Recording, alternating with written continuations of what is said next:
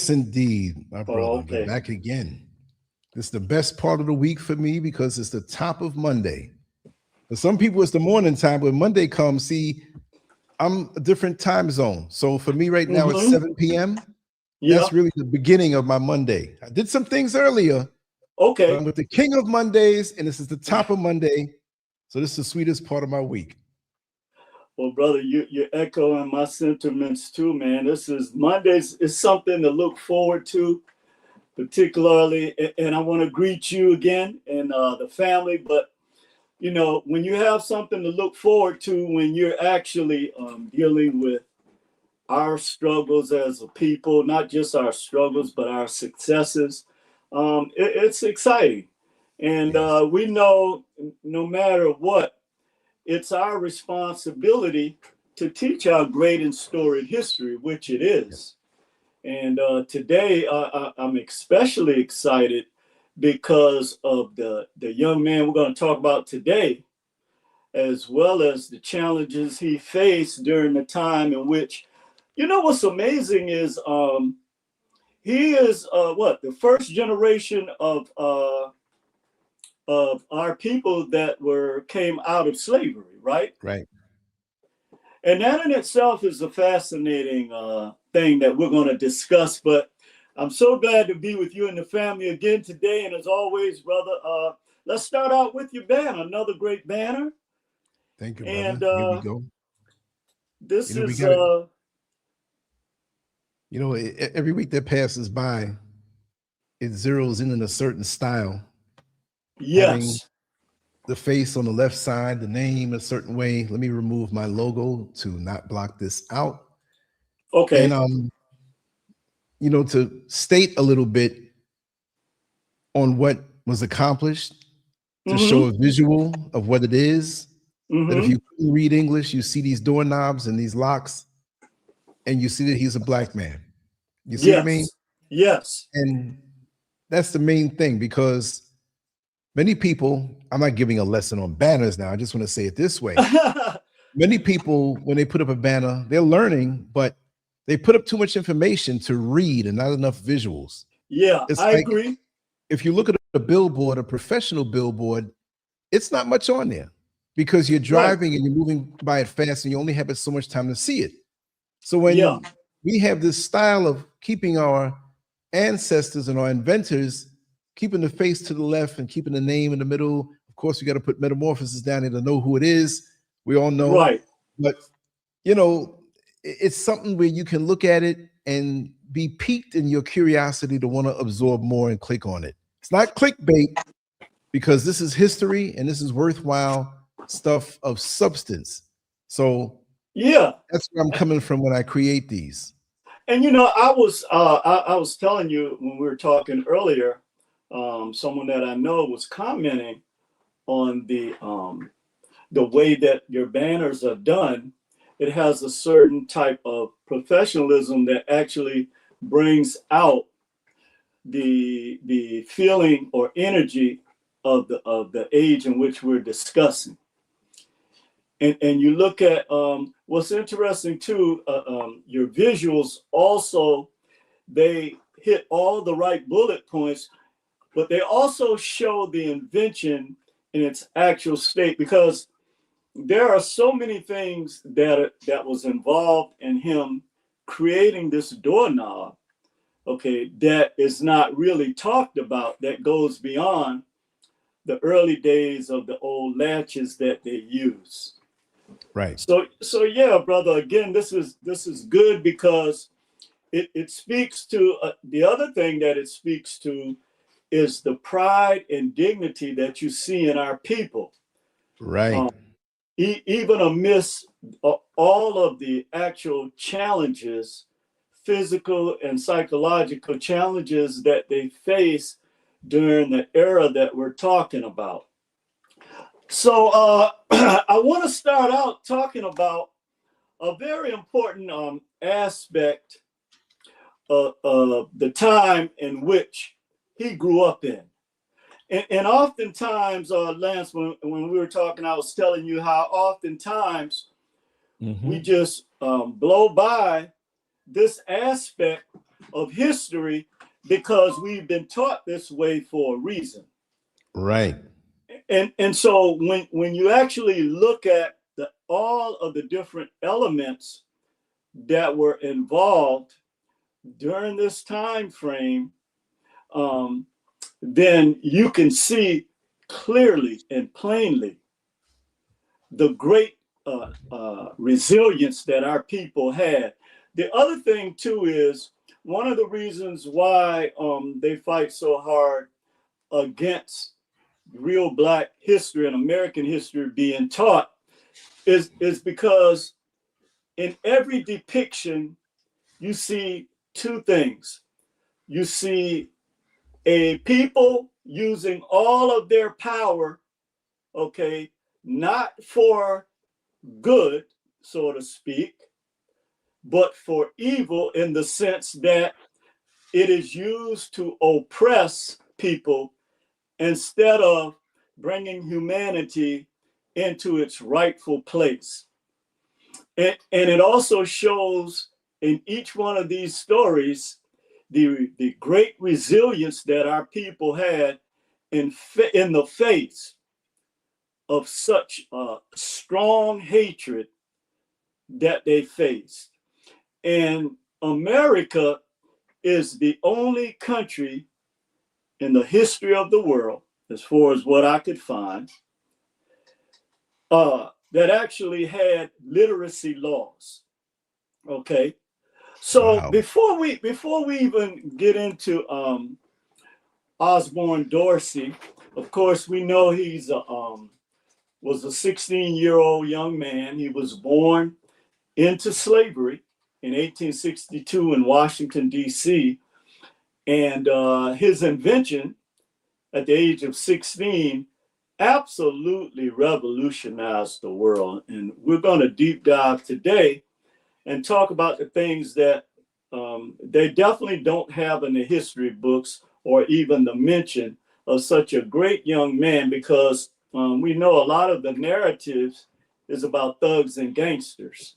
Exactly. But when you start talking about real world changers, then you have to look at the situation. So I want to go back to the time in which he lived, okay, and how fascinating this was. So in 1862, he was born, right, in Washington, D.C. This was actually the actual Emancipation Proclamation was given that year. I believe it was in September. But, you know, most of our people didn't really become free until 1865. Okay, so one of the fascinating things about him is when you look at his patent, okay, his patent shows someone who had the ability to read and write and comprehend things on a different level. Now, let's talk about why that's so important. Okay, if you want to start out with his patent, Lance, we'll go into it. Now, the most important aspect of this is less than 5%. Okay, thank you. Look how professionally that's done. Now, less than 5% of our people could read or write. And this was because of what you call the literacy laws, in which if you were caught trying to read, which the Bible or taking a book from somewhere, your fingers would be cut off. You would be beat with 39 lashes. If a white person was responsible for you getting that book, they were fined $500, which was a huge amount of money during that time. Of course. And also they could be penalized, or they used different ways to penalize white people during that time, just for helping Black people learn how to read and write. Now, we're going to talk about several important aspects of this time. Number one is how the slaves had to, and I'm going to stop referring to them as slaves. They were enslaved. Yes. Okay.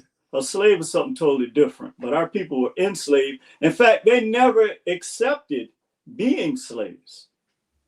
There are over 500 revolts in which they only, I think it's only maybe in the history books, 15, maybe, which is crazy in itself. But so the way that the slaves really learned how to read and write was extremely brilliant. Okay, the enslaved people rather. They actually, so what they would do is, so white kids were taught out loud. Okay, and they practically ignored little black children who were brilliant. The ones like at 5 years old, they had the minds of adults where they could memorize stuff. So the older slaves, enslaved people, they knew that black children, you know, being in close proximity to where the white kids were being taught was not a threat. They looked at them like they looked at, you know, the cat or the dog. Well, they don't understand. So, you know, the same narcissistic behavior we see today with them, the high IQ people. But unbeknownst to them, the adults put the kids there, and the kids were able to regurgitate this when they got back to the quarters at night to the adults. Now you see how we had, this is one of the reasons why they put generations of our people, young, middle age, and older blacks against each other, because all of them worked in sync as a one oil machine, right? Single oil machine. So even young kids or children under the age of 10 that could memorize things they heard and learn things, they taught people who were our age, okay? But our people didn't look at it like, oh, shut up, boy, or shut up, girl, you don't know what you're talking about. They valued and they knew and understood and comprehended that the children, okay, or the young will lead them, which throughout history has always been the case, where we use our young people, particularly during this time, to learn from them, not to be afraid of them, not to be threatened by them, but they were the front line, our first front line for the educational process. The other, there were other brilliant aspects that our people use. This one guy who actually is kind of in the same era as Frederick Douglass, or his friendship with Frederick Douglass's family in some ways caused Frederick Douglass to begin to read and write and look at this as the pathway to freedom. So, but this guy, there was a time every day when he hid in the attic, okay? I guess he was working on the plantation as a house hand or whatever. He wasn't in the fields. But he knew when the white kids would come there and read their little books and sit there. So he was in the attic listening to them down on the first floor. He would open the door. Now imagine all of these creative ways that our people had to use. And then some of the white kids, yeah, this is the history that they don't want our people to know. So because kids are innocent, right?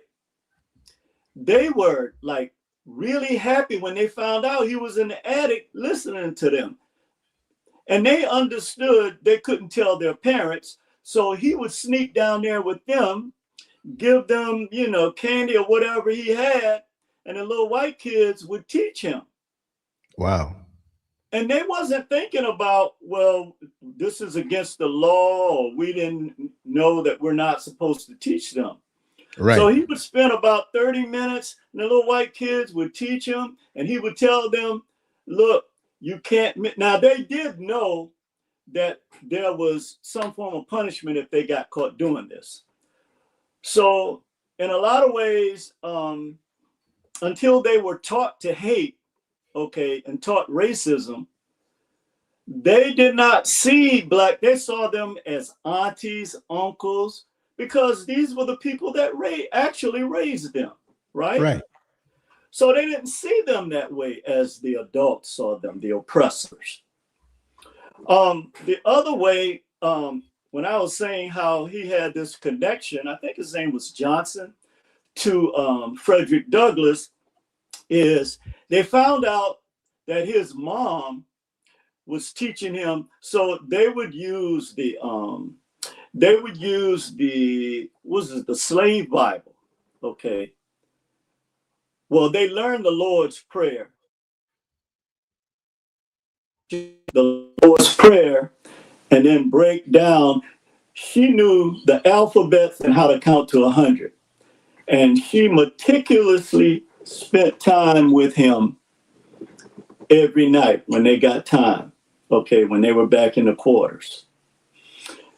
But Frederick Douglass overheard, because there was the wife of one of the slave owners, I think his name was Aud or something like that, that she had a heart, some kind of heart, okay? And she got in trouble from her husband because he caught her teaching Johnson how to read, and well, not write, but to read what the words meant, in the Lord's Prayer. And he got extremely upset with her, and he threatened her, and he threatened the young boy. But Frederick Douglass overheard the conversation, because again, our children were like our spies. Right. Okay, they were our surveillance devices. Okay, and Black people have always had to have this ingenuity in order to survive, because they were always denied the right to know things. So once Frederick Douglass heard that, then when they started getting the ability to go out in the streets with the little money that they earned from doing tasks, and Frederick Douglass was 12 years old, he'd go out in Baltimore and, again, pay people just to learn little things. Some were white, some were Black that knew how to read.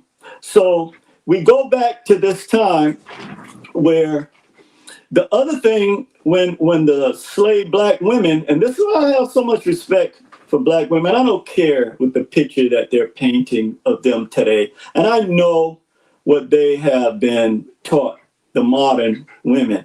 But I'm talking about the Black women who understood that Black men were at risk and they could not do the things that they could do. So when they were around the white people, washing their clothes, cleaning up, looking after the children, they were listening. So they would go back to the cabins at night and have Zoom meetings with each other. Well, Sadie, what did you hear Master so-and-so saying, or Missy so-and-so saying today? And they would pass it around the room, right? The other things they did is they would, if they found old pieces of paper, newspaper lying around, because white people would just again, they didn't know this spiritual gift that our people had. That's why I always laugh when they talk about high IQ and low IQ, because the real low IQ people miss the spiritual aspect completely.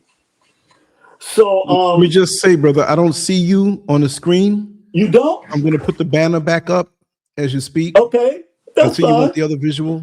Okay. Yeah. Oh, okay. All right. So yeah. So anyway, they would go back with this piece of paper, and all of them would sit down, and they would, the ones that recognized certain letters or whatever they recognized, they would share it with the other person. So there was this sense that we were our only way up. And what's his name? Booker T. Washington, in his book Up From Slavery, talked about this. That each time so there was like a library network of information of our people, believe it or not, from plantation to plantation.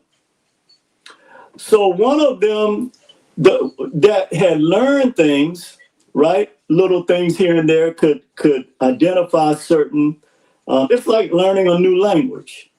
Identify certain things, what they meant, why they were said.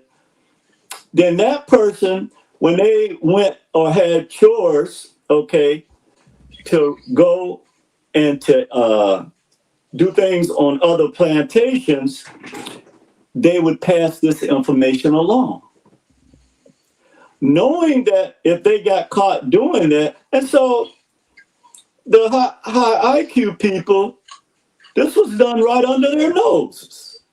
Wow. They underestimated the power of melanin, the ability to perceive things outside the normal synapses of the brain. They underestimated this. And I'm saying all this to paint a picture of the brilliance of Osbourn Dorsey in light of all the things that was happening around him at that time, where they knew that they could physically be punished, even sometimes their lives taken. So they also used at that time what was called the slave Bible. And the thing that was important about the slave Bible, why they don't ever talk about it, is because 90% of the Old Testament was removed. Okay. Now, a lot of times our people get upset. I don't care. We're in the belly of the beast. You can't afford to play games with each other anymore. Okay. Trying to please people with whatever you're doing or getting from them. But many times our people would learn something, or they'll have a piece of paper. So the ones that learned how to read or write, I was talking about the slave Bible, where the story of Moses wasn't even in the slave Bible, because the oppressors, now think about this, Lance. See, this is one of the things that get me upset with our people, is we don't know our own history. We don't know what we had to go through. We don't have, we are all we have. We are the best that we have. But we have to look at each other in a different light, not what you've been taught, and not because you're competing against somebody with fiat that you got to destroy another brother and sister in order to do that. When you're being manipulated and deceived, and this is the same system. This is why these code words are so important, like woke and DEI and all this other crap that they, use. So the other thing about the slave Bible, half of the New Testament was removed. See, people don't want to deal with this, okay? Our people don't want to deal with this because you still want to look at these people as some kind of righteous Christians, okay? But we're going to talk about this today, and I don't care who get mad, okay? Because we're at a crossroads. We cannot keep lying to our children, okay? So in that New Testament, they had, I'll tell you, they took out scriptures such as the fact that all men are created or looked at the same way by Jesus Christ. There's no bond, or I believe that's the wording of it. both bond and free are looked at equally in the eyes of Jesus Christ, right?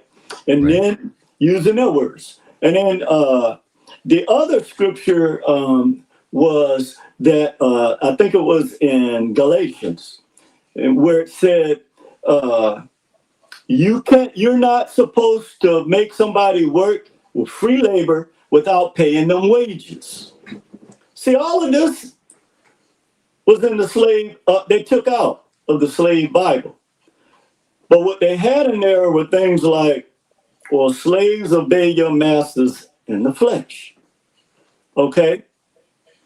So now, I said that to say that with all of that, this was the Bible, okay, that our people had to learn. Now imagine how incredible this is. Not the King James Version that you've been given, talking about it's the inherent word of God and all of this, okay? You were taught from a slave Bible. Don't take my word for it. Go look it up, okay? So, again, I want to paint a picture because not only are these great inventors and their inventions, not only did it change the world, it also was done during a time when our people were under a scope. That's why we waste so much time today. You have the ability and the right to read anything you want. But what do you choose to read and write? What do you choose to our children to be involved with? And I'm not pointing no finger at nobody. I just want to bring this out in the spirit of our young brother today, okay, to show how great this war against our people is right now. So this network from plantation to plantation, and finally they learned how, they would need a pass, right, to go from to another plantation. So they learned, the ones who could read or write, everybody on each plantation knew them, okay? They knew who they were. They knew the ones on different plantations that had different gifts. And we maximized this. We didn't tear each other down because Lance is a master architect. Okay? We didn't do that. What we did was, okay, we know we can get Lance to do this because it's going to teach our people how to move forward. You see what I'm saying? This was the reason why we were able to advance. Okay? So they would forge documents, all right? They would learn how the white people, so that's why you have this forgery law. Because every time you learn something, then they would come up with ways in which to block you. And this is what makes this so incredible today. So I know I got a little excited. I wanted to bring that out because this is a history. Right. This is good. What you say, Lance? Let it flow, brother. We love it. Oh yeah, this is a history, and you see the same thing happening today, and this is why we have to squash this. Now, Osbourn Dorsey, at the age of 16 in 1978, we're going to read a little bit about him. Lance, if you want to put one of the visuals about him up there. Yeah, sure. Let me get to this part. Okay. We'll go into him a little bit. Okay, great. The Osbourn Dorsey, the black inventor of the doorknob and door stop at age 16. Now, we do want to make sure we give the right information. We know that, like many inventions, a lot of them are improvements to something that existed, but did not really use its full potential, right? So let's talk about Osbourn Dorsey for a minute. Osbourn Dorsey was an inventor credited with inventing the doorknob and doorstop.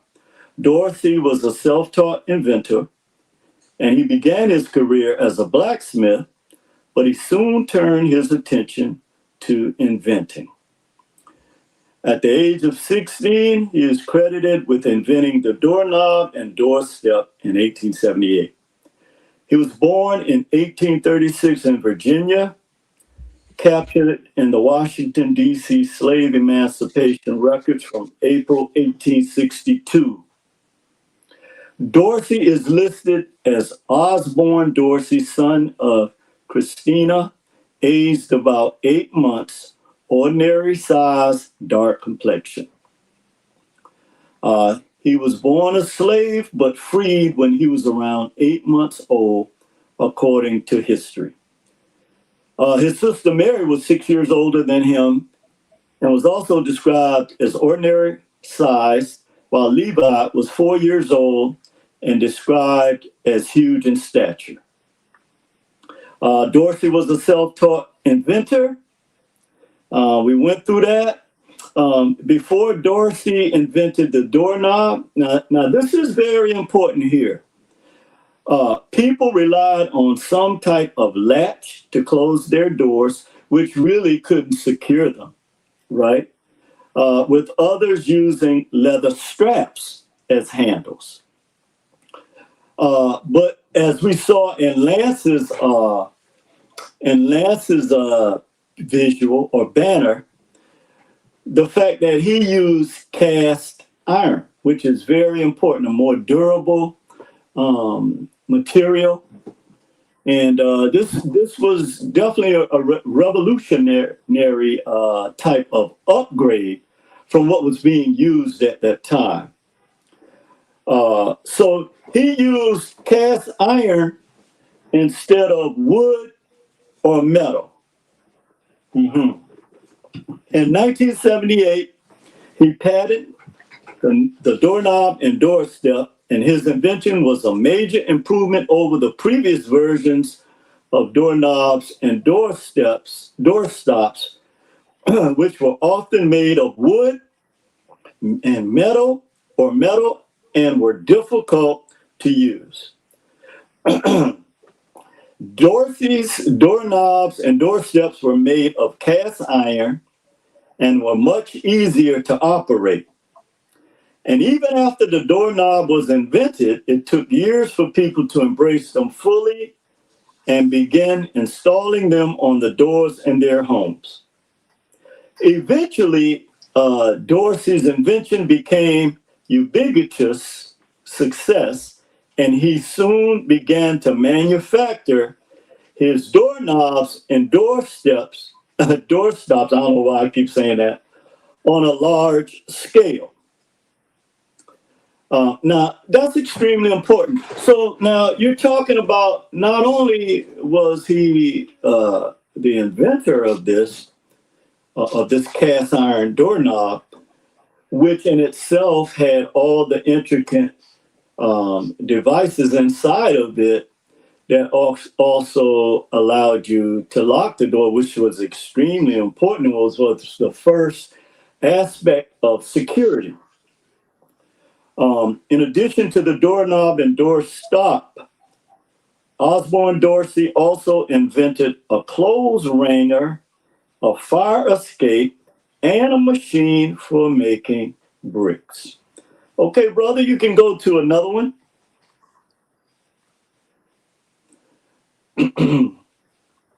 Osbourn Dorsey, yes. Okay, so here we're looking at, again, someone had to sit down, visualize this, have a mechanical mind to put this together. Okay, so I'm not going to go through, we talked about a lot of things he did just earlier, but I want to talk about the importance of this invention. Okay, let's talk about, not only did it revolutionize the world, because again, most of the inventions of our great brothers and sisters changed the world. Okay. Now let's get to something here. All right, y'all all right, Lance? Oh yeah, I'm right here listening, brother. Okay. Yeah, I want to get to something really important here. Just give me a second. So one of the other things that we don't talk about when we talk about these inventions, and we've mentioned this on a few shows in the past, Lance, is that the global impact of these inventions were not just in their practical usage that changed the way the world operated, but we're also talking about the economic factor. And that's why, it's amazing that the high IQ people, this has to be done on purpose. There is no amount of reparations that could actually, you know what I'm saying, be justified. It needs to be paid, but I mean, there is no amount because each one of these inventions you're looking at by our people are trillion-dollar industries when you factor in all of the other subsidiaries that are eating off of their inventions. Okay, now let's talk about this. Now, one important thing about the economic aspect of the doorknob is that it is estimated that the annual revenue is $2.4 billion. Okay, stop, say that again. Not million, $2.4 billion annually is made off of this invention by this 16-year-old Black young man, this prodigy. So let's look at the global doorknob market. Okay, it is actually residential is 65%. Okay, commercial is 35%, and institutional or commercial and institutional together is 35%. So now we're looking at 100% of the revenue that's created from this invention, and the two or the three largest, of course, hospitals. You can run the gamut. Institutions, commercial buildings, facilities, all of them use this cast iron doorknob, okay, without question.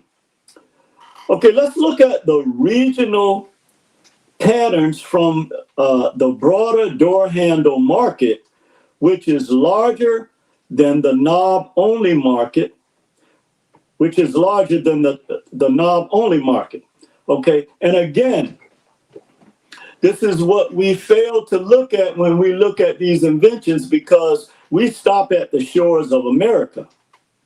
But let's look at all of the other countries that ate off, ran their economies, made billions of dollars a year from this one 16-year-old Black man born into slavery that had to teach himself how to read and write and invented and revolutionized the world with this invention. See, that's how we're supposed to talk about these inventions, okay?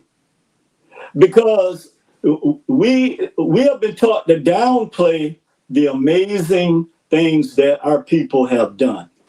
But let's look at Asia Pacific region of the world. Their approximate share of the revenue from this invention is a whopping 35%. Okay, which is estimated to be $840 million every year. So when you see our Asian brothers and sisters, and yes, China is a great country and all of this and that, but please remind them that 35% of approximately 35% of the revenue that they get, their whole country get, and the citizens of their country eat off of is from this young black man. See, this is why we have to teach our children the right way and show them that you are not inferior to anybody walking on this planet. Okay? Europe, 28%. When you see our European brothers and sisters, remind them. When you take our children, when you open the doors for our children, you remind them. And you tell them who Osbourn Dorsey is and how this invention is feeding everybody in the world that hate black people and spewing all of this. Ask them if they have doorknobs on their doors in their country. Okay? Ask them that question. North America, 24%, or 576 million. Europe, 672 million. And we're talking about, this is annual. Our Latin brothers and sisters, 6%. Okay? So now, when we talk about not just the social aspect of these inventions, when we talk about the economic impact, okay, it's astounding. It's absolutely amazing. Okay, so now I have to hook this up, Brother Lance, because it looks like I don't know why this is running down so fast. But if you want to go to another visual, brother, we can go right through this. Okay. Here we go. Okay, good. Oh, great. Okay. So Black history. African American who invented the doorknob, Osbourn Dorsey, the African American inventor of modern doorknobs in 1878. He submitted a patent, okay, the U.S. Patent Office for a door closing device. Now, let me finish what I was saying about the economic impact and why the high IQ people have always eaten off of our inventions, okay? Let's go back to something very important, okay? Now, I want to talk about the door industry, because 85% of doors, is it 85? Yeah, 83% of doors, okay, have doorknobs. Now, they have some, you know, the glass ones you see in hotels sometimes that open up or what have you. But the majority of doors. Now, let's talk about why they're so important. Because you can't when you sell a door, you're going to buy a doorknob. Okay? Got no choice. You have no choice. So the global door industry, man, this is crazy. 144 billion every year. Now, so in 7 years, you're talking about $1 trillion. See, this is how they downplay the importance of our people, because we have not been taught real history. Well, they do it to their own children too. But one of the things that's going to really backfire on them, because as we see now, their children are getting very angry just off of the little things that's being exposed to them. And they deserve to know the truth. So let's look at this. Grandview Research estimates that the global doors market generated approximately $144.3 billion in revenue in 2025. Now wrap your heads around that.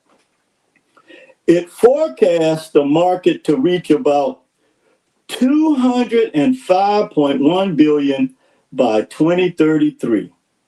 Wow. Implying roughly 4.5 annual growth. Man, this stuff sometimes, man, I get drained because you go back and look. Okay, brother, you can go to another visual. You go back and you look at this stuff and you see, okay, go ahead again.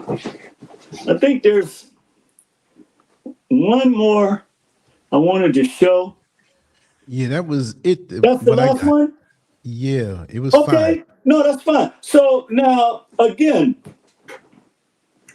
when you're selling 205, grossing $205 billion a year with doors, and then on top of that, 2.4 billion a year on doorknobs. You can't say nothing else to me, man. You cannot. You know, the thing about it is when I sit and I listen to them and how they talk to people that come to this country about us, man, I just sit back and say, wow, I'm glad I don't have this sickness. Because it is a sickness, brother.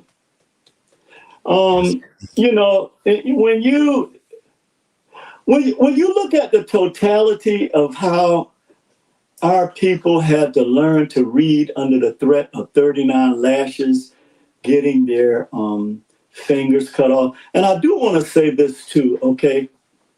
I'm dealing with historical records. There were white people that knew that the risk that they were taking to give black people books, they all were going to lose everything, okay? There was a percentage of them that did that. But they knew, they knew that slavery was wrong, but I believe that the creative spirit touched them in, I don't want to say chakras, but touched them in some kind of way, okay?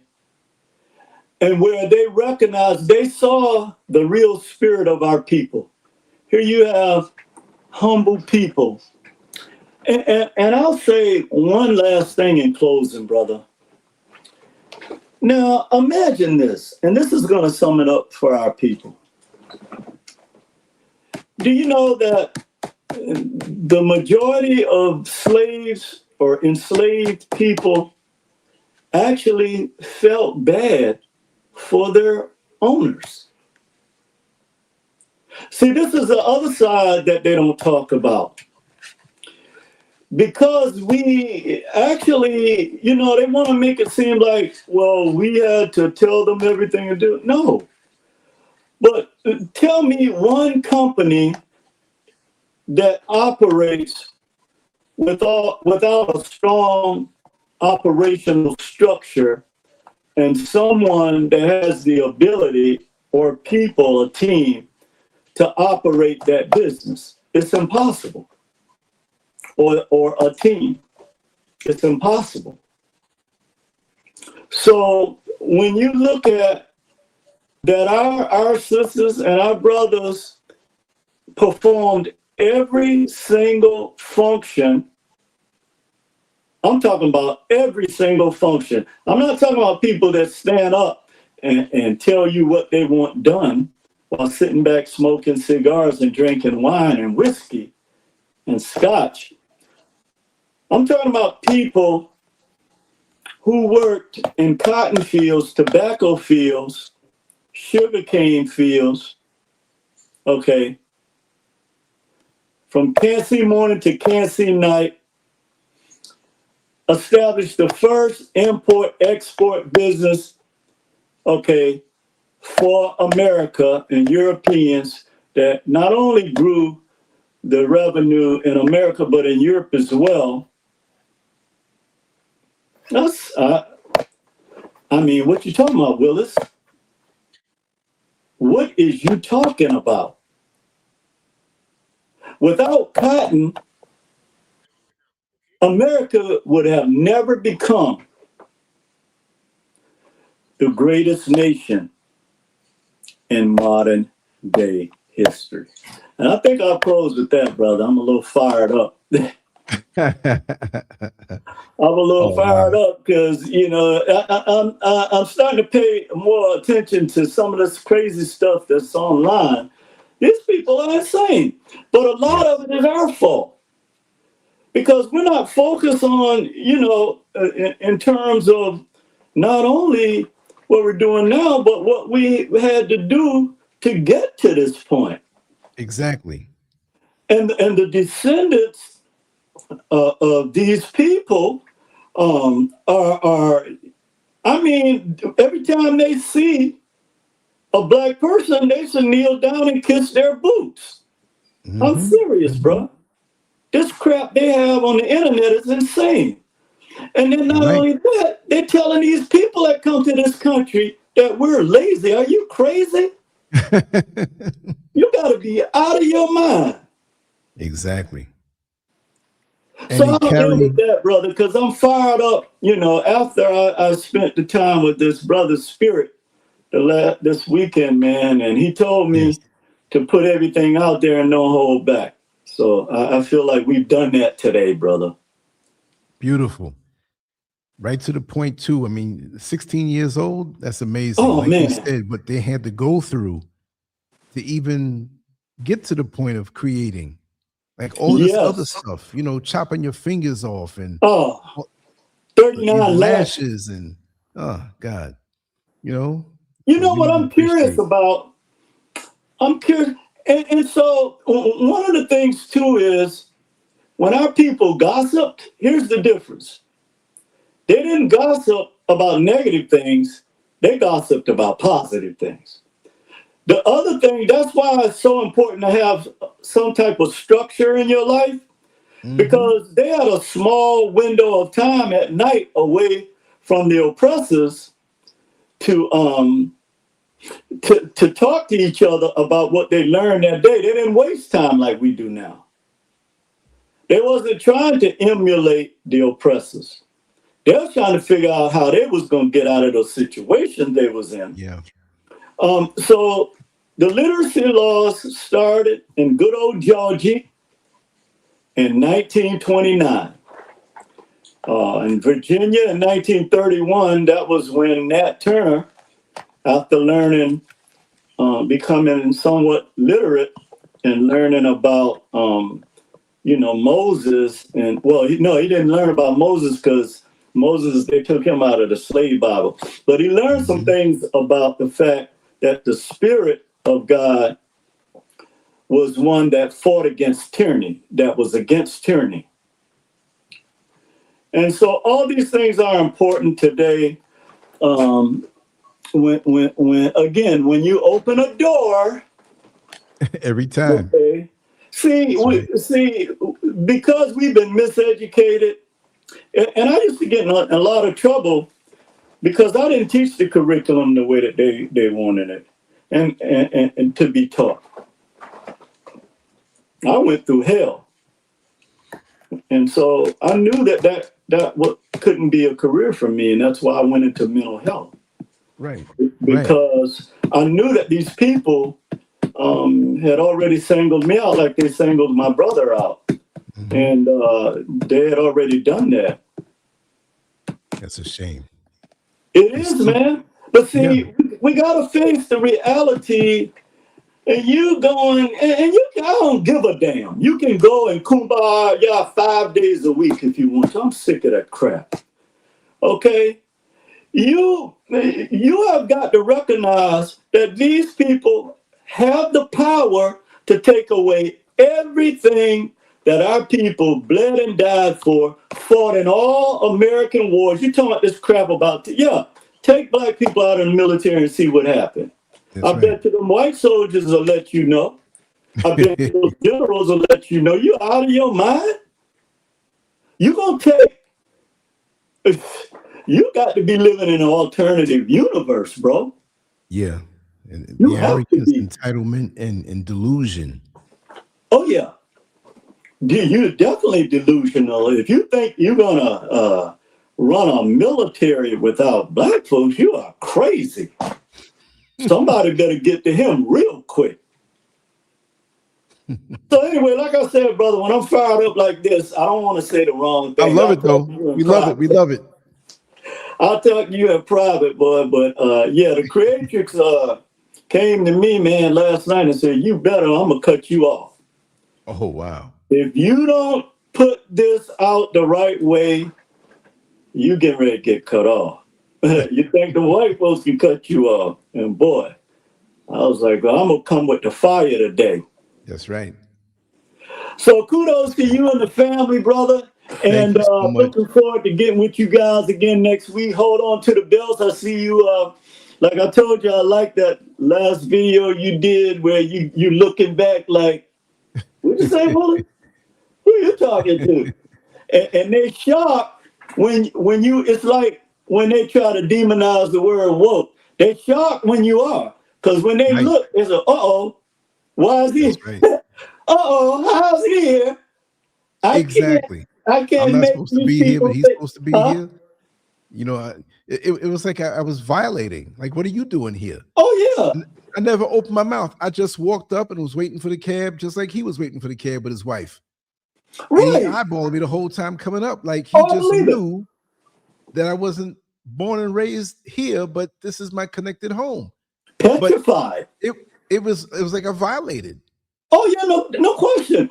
Because that's a good point, because that's the same thing that was used during the era we're talking about. Because they knew if you had any type of literacy, then that meant that you could teach other people. That's right. And we wasn't focused on tearing each other down. And like Dr. John Reed Clark told us, we have no friends. I'm so glad our people are woke. Now you see, you don't have no friends. You do not absolutely have no friends. That's right. And the reason you have no friends is because when you are chosen by the Creator to lead the planet out of this hell that we're in, then you're going to be met with the real people or principalities that's opposed to our creative spirit. So with that, brother, I better get going. I got to get to the center. Yes, understood, brother. Thank you so much for being fired up and taking the time to share this with us. Yes, Looking sir. forward to next week. Yes, sir. You take care. You guys have a great week. Thank you. Thank you, brother. All right. Okay. Peace. Peace.